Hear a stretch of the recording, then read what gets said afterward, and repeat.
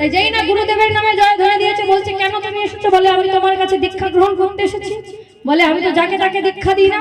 বলে তুমি যাকে তাকে দীক্ষা দাও না গুরুদেব, আমি যে আমার বাবা মাকে ছেড়ে ওই উড়িষ্যার বাহাদুরপুর আমার নিজের গ্রাম ছেড়ে আমি আপনার কাছে এসেছি, আপনি আমার চরণে ঠাঁই দিন, আপনার চরণে। যেই না বলেছে, গুরুদেব বলছে কি করে তোমাকে আমি ঠাঁই দেব? আজ পর্যন্ত আমি তো কাউকে শিষ্যত্বে গ্রহণ করিনি, তুমি এখান থেকে চলে যাও বলছি। পাশ থেকে গৌর বিগ্রহের মধ্যে থেকে গৌর হরি বললেন, হৃদয় চৈতন্য,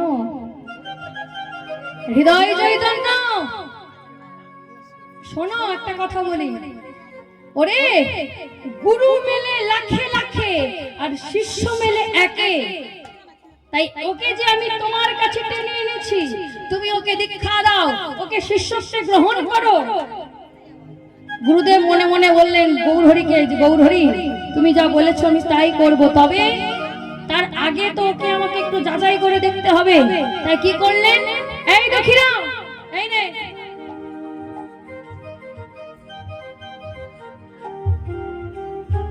দক্ষিরাম, এই নাও মাটির কলসি, এটা নিয়ে প্রতিদিন ওই যে গঙ্গা দেখতে পাচ্ছ, ওই গঙ্গা থেকে জল আনবে, আরে জল এনে তুলসীর মূলে আর ফুল বাগানে ঢেলে দেবে, ঠিক আছে? এটাই হলো তোমার কৃষ্ণ সেবা। তাও বলে একটা কথা বলি শোনো, একটা শর্ত আছে, তুমি জল আনবে ঠিকই, কিন্তু প্রতিদিন জল আনবে, ফুল বাগানে ঢালবে, কৃষ্ণের তুলসীর মূলে ঢালবে, কিন্তু তবে মাথায় পাগড়ি বাঁধা যাবে না। কি হলো, মনে থাকবে তো? বলে হ্যাঁ গুরুদেব মনে থাকবে।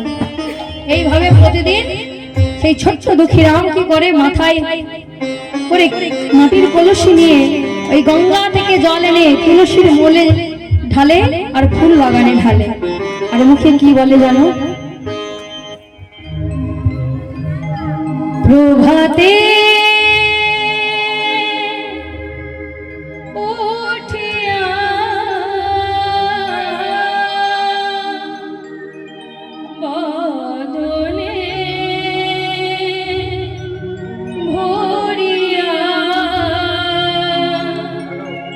আমি গাহি গৌর গুণগান, গাহি গৌর গুণগান।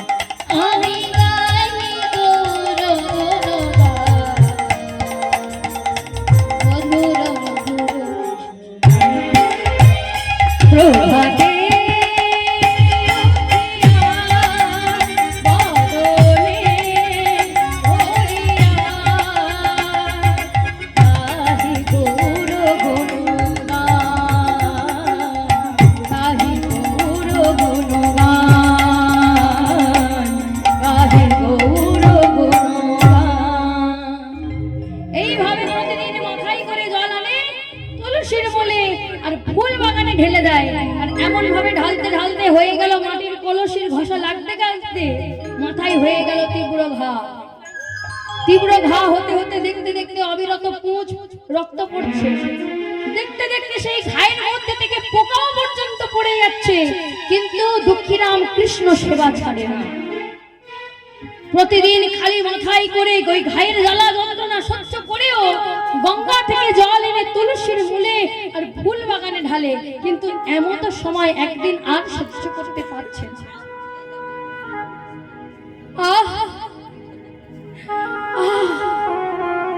বড় জ্বালা, বড় কষ্ট, জ্বালা যন্ত্রণা সহ্য করতে পারছে না দুঃখীরাম, তবুও সে কৃষ্ণ সেবা ছাড়ে না। কি করেছে? গুরুদেবের কথা অমান্য করে মাথায় পাগড়ি বেঁধেছে। এবার পাগড়ি বেঁধে মাথায় মাটির কলসি নিয়ে জল আনতে যাচ্ছে। বলে না, কথাই আছে যেখানে বাঘের ভয় আর সেখানেই কি হয়? জোরে বলুন, সন্ধ্যা হয়। যেখানে বাঘের ভয় সেখানেই সন্ধ্যা হয়। কারণ এতদিন ওই ছোট্ট দুঃখীরাম খালি মাথায় জল আনতে যাচ্ছে, কোনোদিন গুরুদেবের নজরে পড়ে না। কিন্তু আজকে যেই না মাথায় পাগড়িটা বেঁধেছে, আর অমনি আজকে গুরুদেবের সামনে দেখা। ওরে এই দুঃখীরাম, তুই কি করেছিস? মাথায় পাগড়ি বেঁধেছিস, আমার কথা অমান্য করে তুই কি করেছিস? গুরুদ্রোহী কুলাঙ্গার, এই কি করেছিস তুই? খোল খোল বলছি, মাথার পাগড়ি খোল খোল। গুরুদেব, আপনি আজকে আমার মাথা থেকে পাগড়ি খুলতে বললেন না। কি তুই আমার কথার সঙ্গে কথা তর্ক করছিস? আমার কথা অমান্য করছিস? ভালোই ভালোই বলছি, তুই পাগড়ি খোল, পাগড়ি খোল বলছি। জোর করে গুরুদেব কি করেছে? পাগড়িটা টেনে হিঁচড়ে খুলে দিয়েছে। যেই না খুলে দিয়েছে মা, গুরুদেব চমকে উঠেছে। দুঃখীরাম, ও দুঃখীরাম, কি হয়েছে খোকা? তোর মাথা হতে এত বড় ঘা, পুঁজ রক্ত বুকু পর্যন্ত পড়ে গেল, আর তুই কিনা আমার কাছে এতদিন কিছু বলিসনি? খোকা, খোকা রে, তোর কত জ্বালা যন্ত্রণা হচ্ছে, কেন বলিসনি আমার কাছে? গুরুদেব, আমি যদি বলতাম আপনি একটা চিকিৎসক এনে আমার চিকিৎসা করাতেন, কিন্তু ততদিন যতদিন চিকিৎসা করাতেন ততদিন যে আমি কৃষ্ণ সেবায় বঞ্চিত হয়ে যেতাম। খোকা, ও দুঃখীরা, তুই যে তোর পিতা মাতাকে ছেড়ে আমার কাছে এসেছিস, তুই আমার কাছে বলবি না তো আর কার কাছে বলবি? আয় আয় আয় আয়, আগে তোর ঘায়ের পরীক্ষা করাবো, একটা চিকিৎসক ডেকে এনে তোর চিকিৎসা করাবো, তারপর তোকে দীক্ষা দেবো। তাই কি করলে? একটি চিকিৎসক ডেকে এনে দুঃখীরামের ঘায়ের চিকিৎসা করালেন। এবার নামের পরিবর্তন করছে দুঃখীরাম। যার মনে এত ভক্তি, যার মনে এত প্রেম, সে কি কখনো দুঃখী হতে পারে রে খোকা? আজ থেকে তোর নাম দিলাম কৃষ্ণ দাস। কৃষ্ণ দাস নাম দিলেন, আর এবারে দীক্ষা দিচ্ছেন 16 নাম 32 অক্ষর। হরে কৃষ্ণ কৃষ্ণ কৃষ্ণ হরে হরে, হরে রাম রাম রাম হরে হরে। দীক্ষা দিলেন, আর একটি তাল পাতার চিঠিতে চিঠি লিখলেন, হে শ্রীজীব গোস্বামী মহাশয়, পরমে প্রিয় শিষ্য কৃষ্ণ দাসকে আমি আপনার চরণে অর্পণ করলাম। আপনি ওকে উপযুক্ত ভগবত শিক্ষায় শিক্ষিত করবেন, ওকে রাধা কৃষ্ণ সেবা পাইয়ে দেবেন। তাই গৌর তাই তাল পাতার চিঠিটা বুকে লয়ে যাচ্ছে কোথায় না? মধুময় শ্রীধাম বৃন্দাবনে রাধে রাধে নাম গাইতে গাইতে। আমার সেই লালটুদা কোথায় গেল? দাদা, তুমি এদিকে আসো। তাই রাধা রাধা নাম গাইতে গাইতে যাচ্ছে কোথায় না? বৃন্দাবনে। আপনারাও গাইবেন তো নাকি? আনন্দের সঙ্গে, প্রেম আনন্দে, প্রেমানন্দে। শুধু আনন্দ করলে হবে না, অন্তরে প্রেম নিতে হবে, আর প্রেম নিয়ে আনন্দের সঙ্গে যেতে হবে। প্রেমানন্দে বাহু তুলে, ওই প্রেম আনন্দে বাহু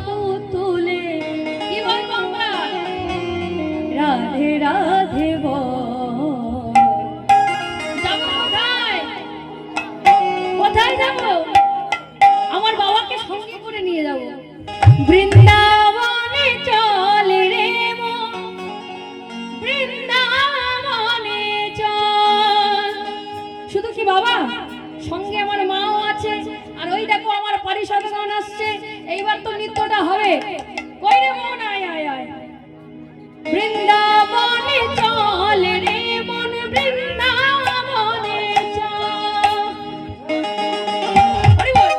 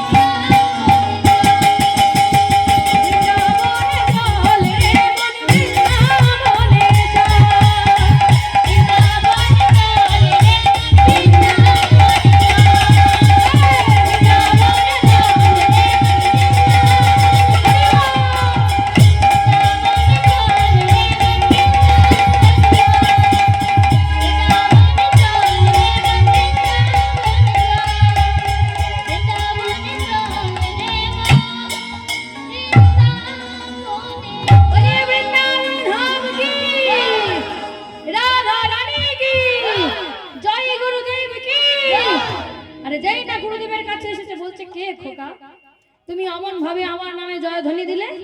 বলছে আমার নাম দুঃখী কৃষ্ণ দাস। ওরে বাবা, তোমার নাম দুঃখী কৃষ্ণ দাস? ওরে, এ জগতে যে কৃষ্ণের দাস হয় সে কি কখনো দুঃখী হতে পারে? পারে না। বলে না না গুরুদেব, আমার পিতা মাতার দেওয়া নাম দুঃখীরাম, আর আমার দীক্ষা গুরু দেওয়া নাম কৃষ্ণ দাস। তাই কেউ যদি জিজ্ঞাসা করে আমি দুটো নাম একসঙ্গে বলি, দুঃখী কৃষ্ণ দাস। বলে ও আচ্ছা আচ্ছা, তবে সঙ্গে তুমি কি করতে এসেছো? বলে এই নিন তালপাতার চিঠি। যেই না তালপাতার চিঠিটা হাতে দিয়েছে সুজীব গোস্বামী সব দেখবে, আর যেই না সব দেখেছে বলছে ও তুমি রাধা কৃষ্ণ সেবা পেতে চাও, শিক্ষা গ্রহণ করতে চাও? এই বলে কি করলেন? বলে শোনো, যদি শিক্ষা গ্রহণ করতে চাও আজ থেকে মনে করো তোমার অতীত বলে কিছু ছিল সব ভুলে যাও। মনে করো এই বৃন্দাবনের অষ্টসখীর এক সখী তুমি, অষ্টসখীর রানুগোত্রী তুমি, আর এই নিয়ে যাও ঝাঁটা, এই ঝাঁটা নিয়ে সারা মৃদুবন ঝাঁট দেবে, আর এটাই হলো তোমার কাজ। আর বঙ্কু বিহারীর দারুণ করবে, এটাই তোমার কৃষ্ণ সেবা। প্রতিদিন ঝাঁট দেয়, আর ঝাঁট দিতে দিতে একদিন হঠাৎ করে একটি নুপুর পেল, আর যেই না নুপুরটি হাতে পেয়েছে অষ্টসাত্ত্বিক ভাবের বিভাবিত হয়েছে কি না স্তম্ভ কম্প অশ্ব পুলাব বৈবর্ণ সদ সরভেদ কম্প, এই অষ্টসাত্ত্বিক ভাবের বিভাবিত হয়েছে। এই অষ্টসাত্ত্বিক ভাবে বিভাবিত হয়ে থরথর করে কাঁপছে। ওদিকে রাধারানী গোলক বৃন্দাবনে রাসলীলা করে গিয়েছে, ভূ বৃন্দাবনে রাসলীলা করে গিয়েছেন গোলক বৃন্দাবনে। যে না একটি চরণের নুপুর খুলেছে, আরেকটি চরণের নুপুর খুলতে যাবে, দেখছে আরেকটি চরণের নুপুর নাই। ললিতাকে ডাকছে, ও ললিতে, ললিতে, এই শোন না, একটা কাজ করবি সখী? বলে কি হয়েছে? বলে দেখ আমি আমার একটি চরণের নুপুর হারিয়ে ফেলেছি। এই রায় শোন, তুই প্রতিদিন একটা করে সমস্যা করবি, আর সেই সমস্যার সমাধান করবার জন্য আমাদের ডাকাডাকি করবি। জানা ললিতা, তুই নুপুরটি কোথায় হারিয়েছিস? বলে শোন, হয় আমি ওই নিধুবনে হারিয়েছি, আর তা না হলে নিধুবন থেকে আসার পথে আমি রাস্তায় হারিয়ে ফেলেছি। জানা সখী, জান এই কেমন ভাবে যাবো? আমি এই ললিতা হয়ে যাবো, আমাকে চিনতে পারবে না? বলে বাবা রে, তুই এমন ভাবে যাবি কেন? তুই সাধারণ ব্রজবাসিনী রূপ ধারণ কর। সাধারণ ব্রজবাসিনী রূপ ধারণ করলেন, আর যেই না সাধারণ ব্রজবাসিনী রূপ ধারণ করলেন, রাধারানীর কথা মতো এসে দাঁড়িয়েছেন মৃদুবনের কুঞ্জবনের দ্বারে, আর এসে দেখছে ওই নুপুরটি নিয়ে অষ্টসাত্ত্বিক ভাবে বিভাবিত হয়ে কাঁপছে। এসে বলছে, ও বাবুজি, তুমি একটি নুপুর পেয়েছো? এখন কৃষ্ণদাস বলছে, নুপুরটি আমি একটা পেয়েছি, কিন্তু তত মিথ্যা কথা বলতে পারি না। হ্যাঁ নুপুর পেয়েছি। বলে নুপুরটি কার? বলে কেন? ওই নুপুরটি আমার গো। ও বাবুজি, ওই নুপুরটি আমার, দিয়ে দাও আমার। শোনো, কত দূর থেকে আমরা আসি বৃন্দাবনে ভজন করবার জন্য, আর তুমি কিনা এই ব্রজের ব্রজঙ্গনা হয়ে মিথ্যা কথা বলছো, এত বড় পাপ করছো, কোন সাধন ভজন নেই। বলে কেন? বলে শোনো, এই ব্রজের ব্রজঙ্গনা হয়ে তুমি মিথ্যা কথা বলছো। তোমার যদি নুপুর হবে তাহলে তোমার দুটো পায়ে নুপুর এলো কোত্থেকে? হ্যাঁ, দুটো পায়ে কি করতে নুপুর এলো?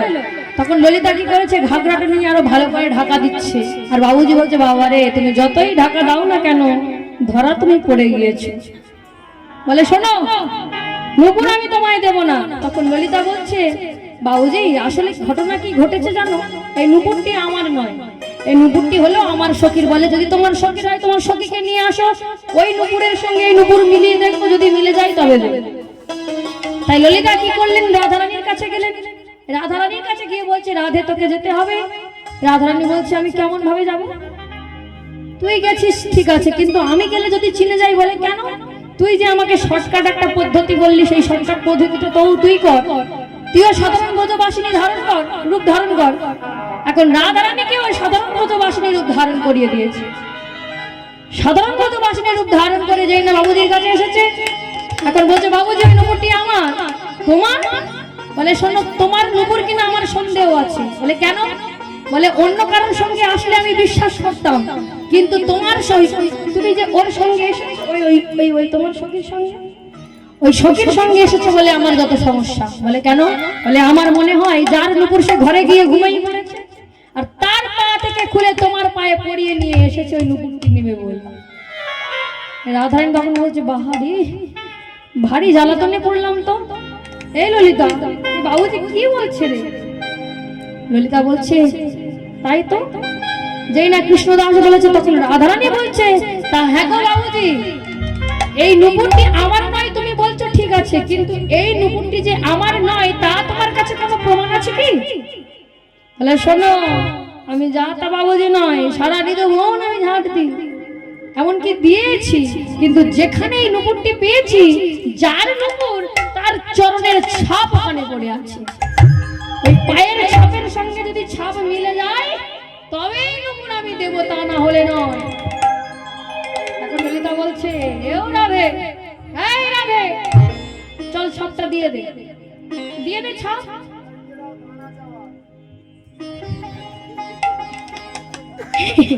ছাপটা দে। রাধারানী বলছে আরে ছাপ দেখিয়ে দেবো যদি আমায় চিনে ফেলে। বলে কি করে চিনবে? ও সাধারণ একটা বাবুজি, তোর পায়ে কোন চরণে কোন তলায় কোন চিহ্ন আছে কি করে জানবে? তাই রাধারানী ললিতার কথা শুনে এখন যেই না পায়ের চরণ তলটা দিয়েছে, সঙ্গে সঙ্গে চরণ দোকানে জড়িয়ে ধরে বলছে এই তো পেয়েছি, এ তো আমার রাধারানীর চরণ ছাড়া আর কারো চরণ নয়। এই তো শঙ্খ, এই তো চক্র, এই তো গদা পদ্ম, এই তো আমার রাধারানী। ও রাধে, রাধে কৃপা করে এসেছো যখন একবার স্বরূপটা দেখো। রাধে ছাড়ো, ছাড়ো বাবুজি, ছেড়ে দাও বলছি, ছেড়ে দাও, আমি সাধারণ ব্রজবাসিনী, ছেড়ে দাও আমার। না রাধে, ললিতা বলছে রাধে ও তো যে সে নয়, ও হলো হৃদয় চৈতন্যের দীক্ষা শিষ্য আর শ্রীদেব গোস্বামীর শিক্ষা শিষ্য। ওতে সকল শাস্ত্র জেনে এসেছে, তোর কোন চরণ তলে কোন চিহ্ন আছে ওতে সব জানে। একবার দেখিয়ে দে। চুপ কর, চুপ কর, তুই সকাল থেকে তুই শুধু কৃষ্ণদাসের হয়ে কথা বলছিস। ও বললো আমাকে নিয়ে আসতে, তুই নিয়ে আসলি। ও বললো চরণ তল দেখিয়ে দিতে, তুই বললি চরণ দেখিয়ে দিতে। আর এখন বলছে স্বরূপ দেখাতে, তুই কিনা বলছিস স্বরূপ দেখিয়ে দিতে। তখন ললিতা ক্লান্বিত হয়ে বলছে রাধে চুপ কর, মিথ্যা ভৎসনা করে আর কি হবে? আর কেউ জানুক আর না জানুক আমি জানি, আমি জানি প্রায় ব্রজের ৪,৫০০ বছর ধরে কি হচ্ছে? রাসলীলা হচ্ছে। কোনো দিন তোর চরণের নুপুর খোলে না, আর আজ কিনা খুলে গেল। কেন খুলে গেল বল? বলে কেন খুলে গেল বল? ললিতা বলে আমি জানি, ওই কৃষ্ণদাসের কৃপা করবি বলে তোর চরণের নুপুর আজ খুলে গেছে। রাধারানী বললেন ঠিক বলেছিস ললিতা, যেই কৃষ্ণদাস আমার বধূকে ভালোবেসে জল আনতে আনতে মাথায় ঘা হয়ে যায়, পুজ রক্ত পোকাও পর্যন্ত পড়ে যায়, তবুও সে কৃষ্ণ সেবা ছাড়ে না। আর আমি ওকে কৃপা করব না তো আর কাকে কৃপা করব বল? তাই দুঃখী রামকে বললেন, কৃষ্ণদাসকে বললেন কৃষ্ণদাস তুমি তোমার ওই নয়ন দিয়ে আমাকে দেখতে পাবে না, তুমি এক কাজ করো, তোমার ওই নয়নখানি মুদিত করে আবার নয়ন মেলো, দেখবে আমি তোমার সম্মুখে আছি। তাই কি করলে? কৃষ্ণদাস নয়ন মুদিত করে যেই না নয়ন মেলেছে, দেখছে এক অপূর্ব জ্যোতির্ময় এসে দাঁড়িয়েছে সম্মুখে, দু হাত জোড় করে বলছে তপত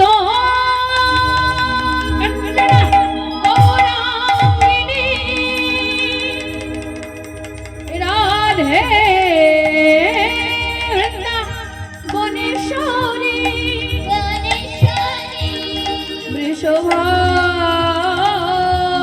বৃষভানুসুতে দেবী সঙ্গে প্রণমামি হরি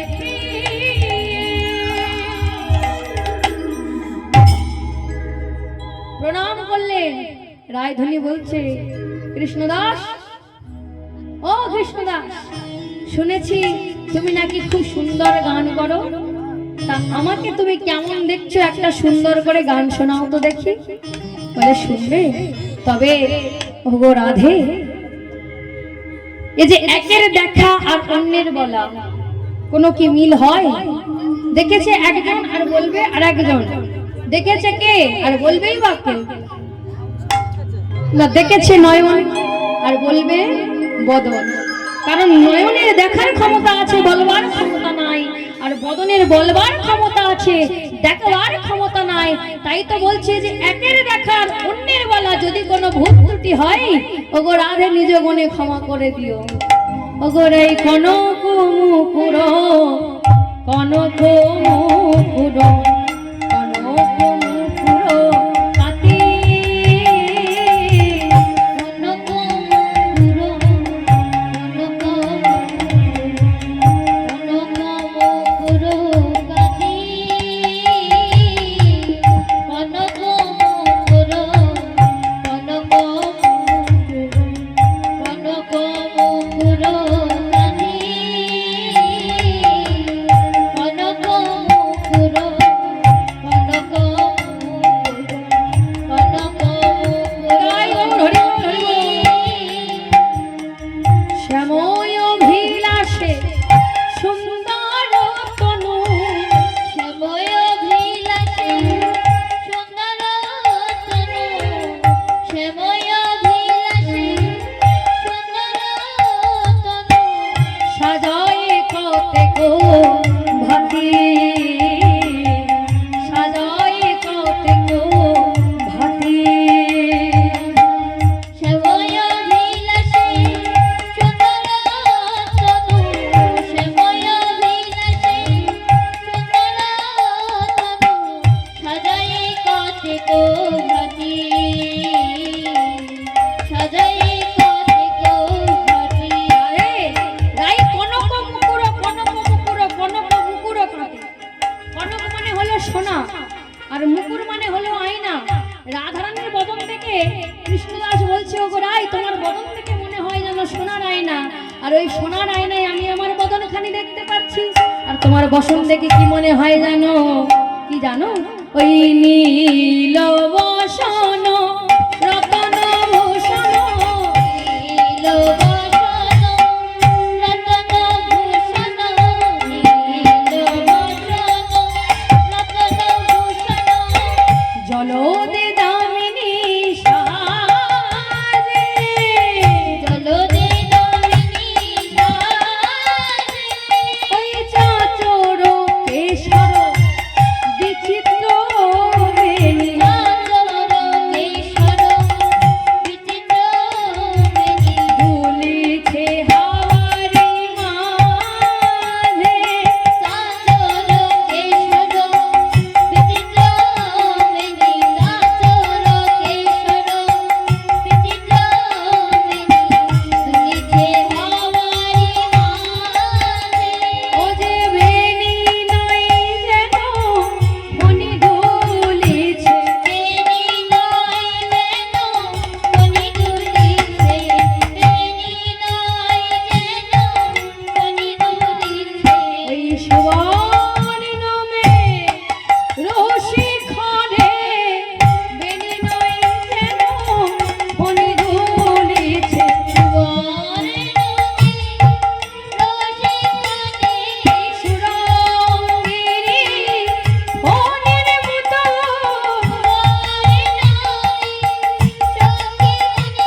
ওই সুরঙ্গিনী ফণির মতো, ও যে বেণী নয় যেন মনি দুলিছে, বলছে ওই নীল বসন রতন ভূষণ জলদে দামিনী সাজে, চাচর কেশর বিচিত্র বেণী দুলিছে হাওয়ার মাঝে। নীল বসন দেখে মনে হয় মেঘ, আর ওই মেঘের মধ্যে যেন বিদ্যুৎ চমকাচ্ছে। আর তোমার বেণী দেখে মনে হয় বেণী তো নয়, ফণি দুলছে। ফণি মানে কি গো? সাপ। ওই সুবর্ণ মেরুষি করে সাপ দুলছে। আর কি দেখে মনে হয়? শীতির সিঁদুর দেখে মনে হয় সূর্য। নয়নের কাজল দেখে মনে হয় মেঘ। আর এই যে চন্দন পড়েছো, ওই চন্দন দেখে মনে হয় চাঁদ উঠেছে। তাই একত্রে চাঁদ, সূর্য এবং মেঘের উদয় হয়েছে। দেখো, একই সঙ্গে আকাশে কোনোদিন চাঁদ, সূর্য, মেঘের উদয় দেখেছো? দেখোনি তো। কিন্তু ওই দুঃখী কৃষ্ণদাস বলছে, কৃষ্ণদাস বলছে, ওগো রাধে, তোমার বদন দেখে মনে হয় ওই সুতির সিঁদুর দেখে মনে হয় সূর্য, নয়নের কাজল দেখে মনে হয় মেয়ে, আর ওই চন্দন দেখে মনে হয় চন্দ্র। জানো রাধে, আর কি মনে হয়? সব তো দেখলাম, আর মনে হয় তুমি যে বসে আছো, আর ওই বসে থাকতে থাকতে যেই না শ্যাম এসেছে, শ্যামের দেখবে বলে যাচ্ছে, আর তাই কৃষ্ণদাস কলম দিচ্ছে, ওই রসের আবেশে গমন মন্থন, রসের আবেশে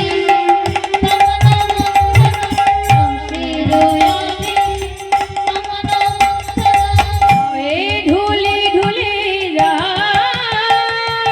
ভাবে ঢুলি ঢুলি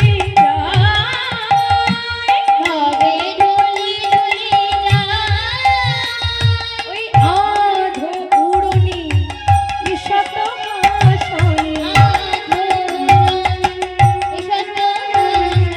বঙ্কিম নয়নে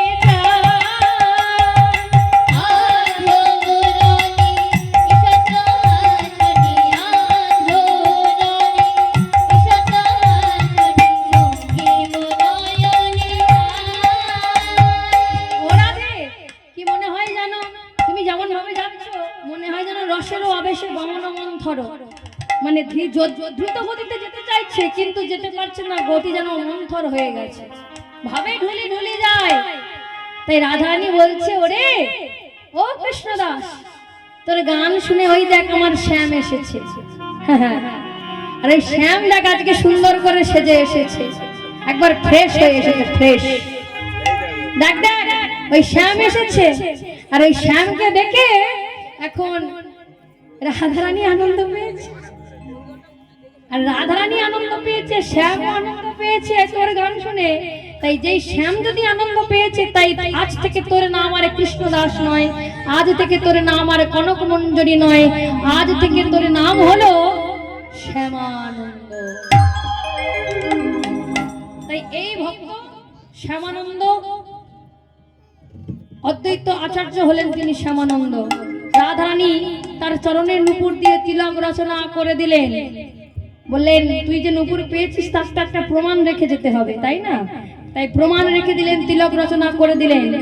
আর শ্রীজীব গোস্বামীর কাছে যেই না বলেছে, গুরুদেব দেখো দেখো জানো আজ কি হয়েছে, বলে শোন আমি সব জানি, তোকে কিছু বলতে হবে না, তোকে পাঠিয়ে দিয়ে আমি ধ্যানে বসেছিলাম, আর যেই না ধ্যানে বসেছি আমি সব দেখেছি যে রাধারানী আসলেন, রাধারানী এসে তোর চরণের নুপুর, মানে রাধারানীর চরণের নুপুর তোর তিলক করে দিলেন, আর তুই রাধারানীর চরণের নুপুর পেলি, আর তাকে নিয়ে তুই কত শত গান না গাইলি, আহা হা কি দৃশ্য। তাই একদিকে শ্রীজীব গোস্বামী,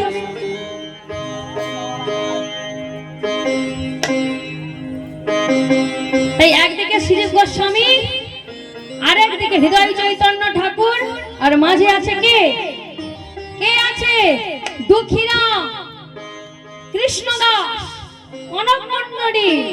আর আজ দুই গুরুর মাঝে আছে ভক্ত শ্যামা নন্দ।